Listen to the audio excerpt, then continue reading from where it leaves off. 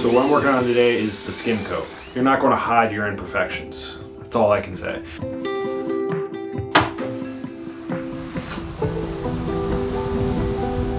I just wonder how long before the rest of the drywall will be up. It's quite easy to get overwhelmed if you start to think too far ahead. You're driving in the car. Where are you going? I'm going to the mountain. You're so cute. Beep, beep, beep. So the next item up on the to-do list for the cabin is to actually decide on what stain we want to do for the ceiling on the pine that we're going to be doing up there, and also for all of the trim in the cabin. The reason why we want to decide on this color right now is because we don't want to decide on what color flooring we're going to be doing until we know what the ceiling and all the trim is going to look like. So this is kind of holding everything up. So Spencer got a couple pieces of pine cut here, and we're going to test out a couple different stains, and hopefully we can choose one so we can move forward on all these decisions. So what's the first one that we're doing?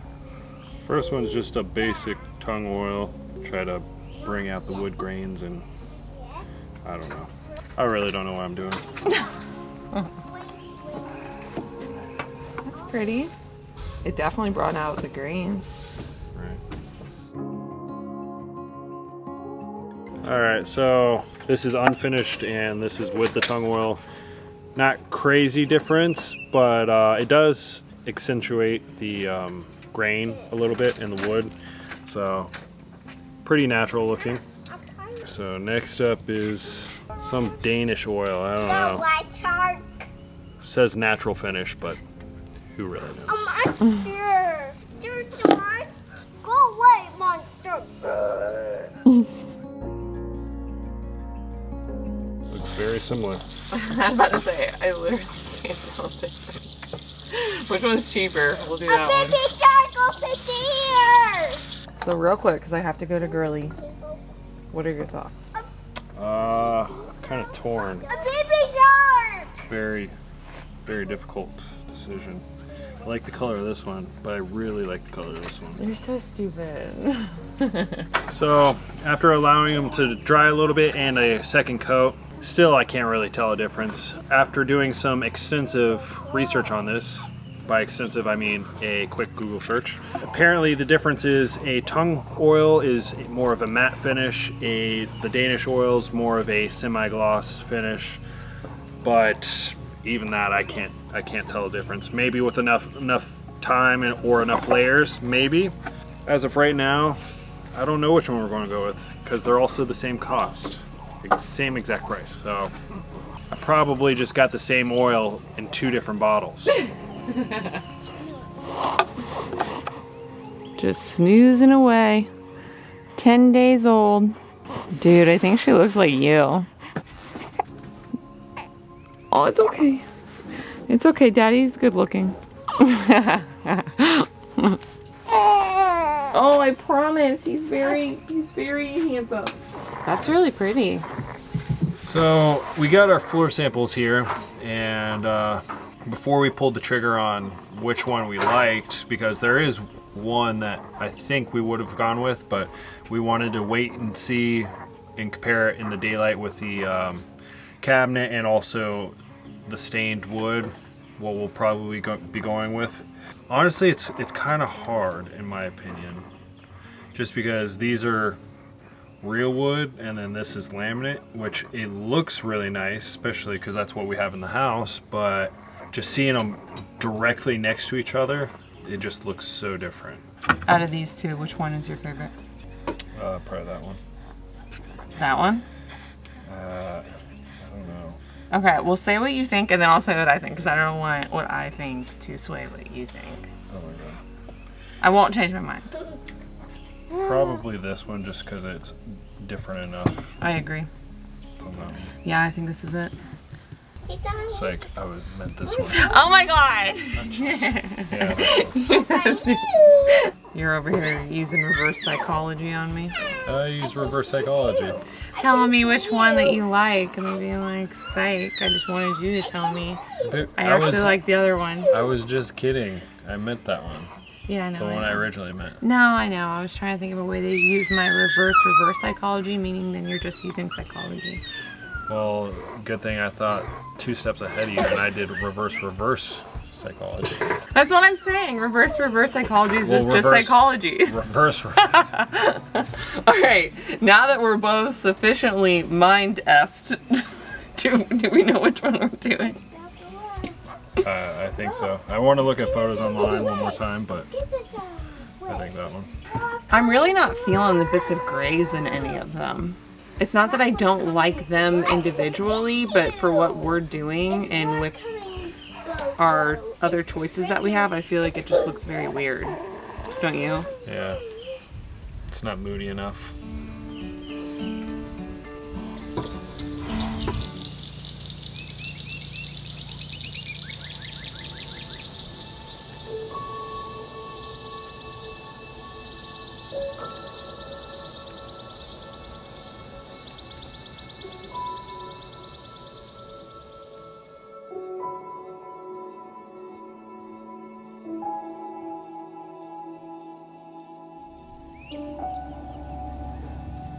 So today's the day, one of my final days for drywall. So what I'm working on today is the skim coat. That is just a thin layer of mud over all the surfaces of the drywall, just to give a flat, clean look to the drywall, because I'm not really a big fan of texture. Granted, there are some advantages to texture. I mean, if you have some imperfections to drywall and whatnot, it covers all of that up. So this is a little bit, doing a skim coat is, I mean, you're not going to hide your imperfections. That's all I can say. So today, just mudding all these walls. And then after this, it's just a quick sand and a wipe down of the walls to get all the dust off, and we're ready for primer and paint.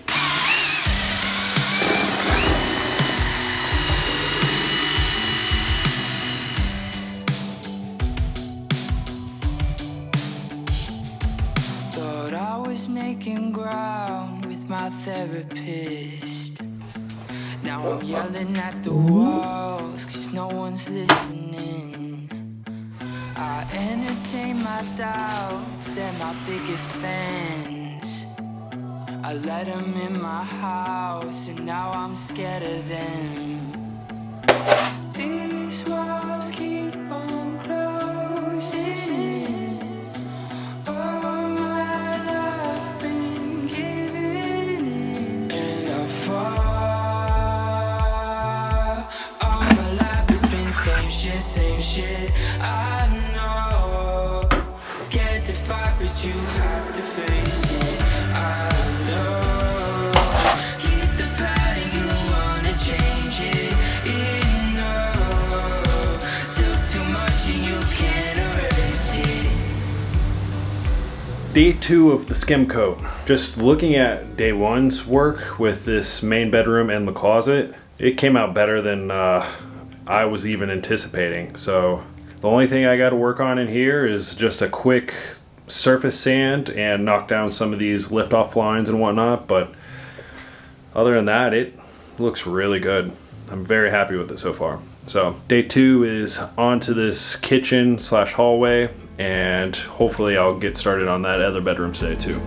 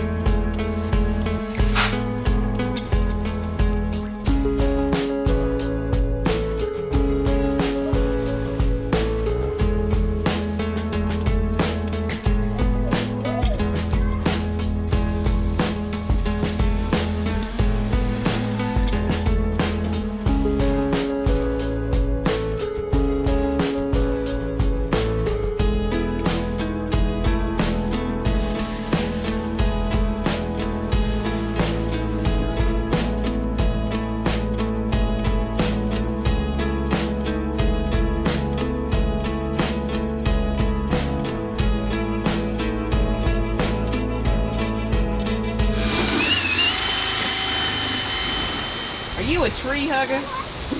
Yeah, mama hugger. You're a mama hugger?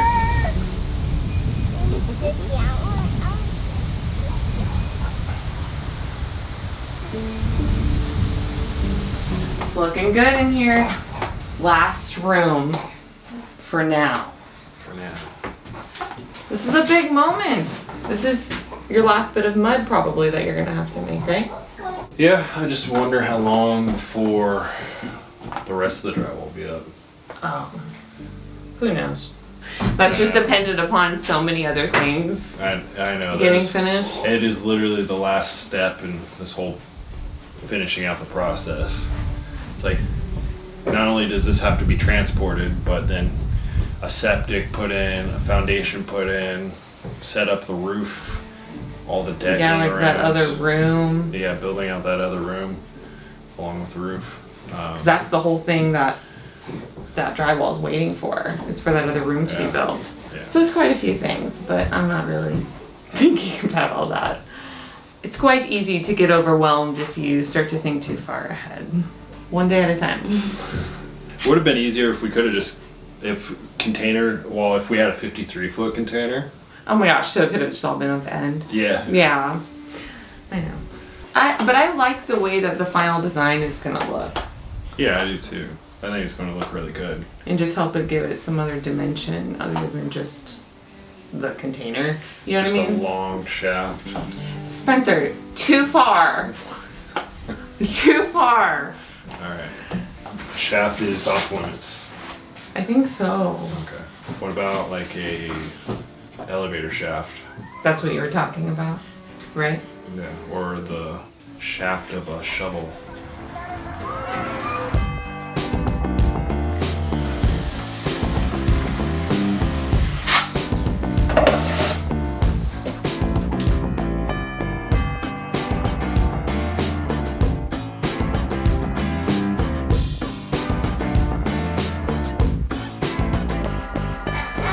She does not like it when I stop moving. It's fine as long as I'm walking. I got my own little rucksack. Not very heavy right now, but I have a feeling the rucksack will get heavier by the day.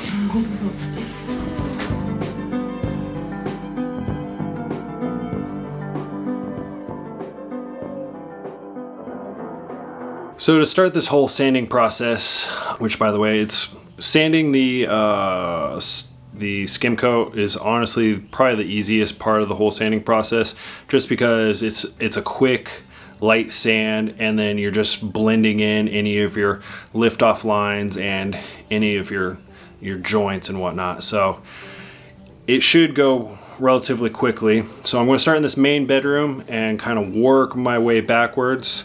I don't know if I'll be able to get to that back room tonight just because it is still drying.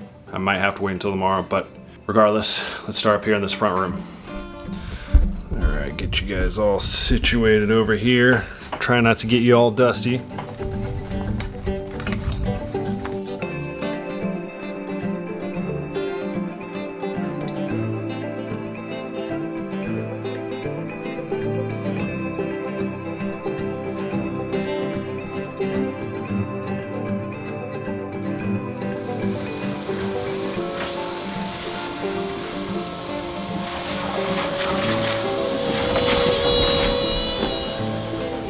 You're a great driver, bud. Who bet beer? You pretend to put Bear Bear in the back. Alright, where are you driving to? I'm driving in the car. You're driving in the car. Where are you going? I'm going to the mountain. You're so cute. Beep, beep, beep.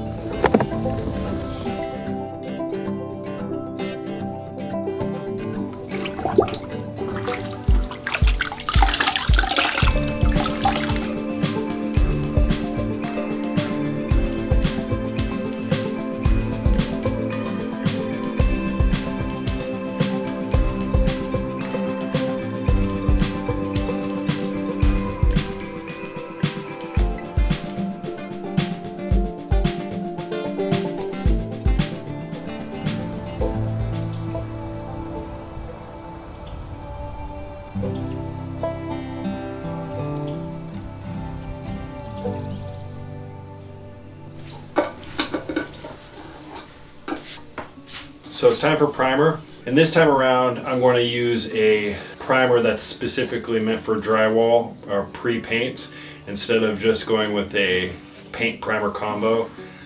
I don't know if that'll help with any further peeling issue. I mean, we don't have a peeling issue in there. It's just if you go to remove like trim or something like that, if you don't cut the paint around the trim enough, you have a chance of peeling up the paint. So in order to prevent that, that's why I'm doing a special primer first, even though it would have been so much easier to just do a paint primer combo.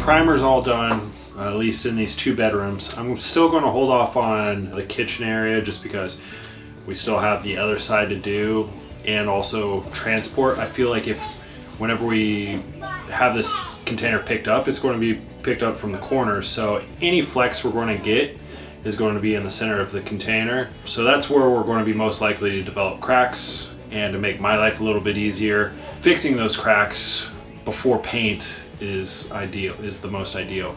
So we're gonna not paint the center section, but it's all done, ready for paint.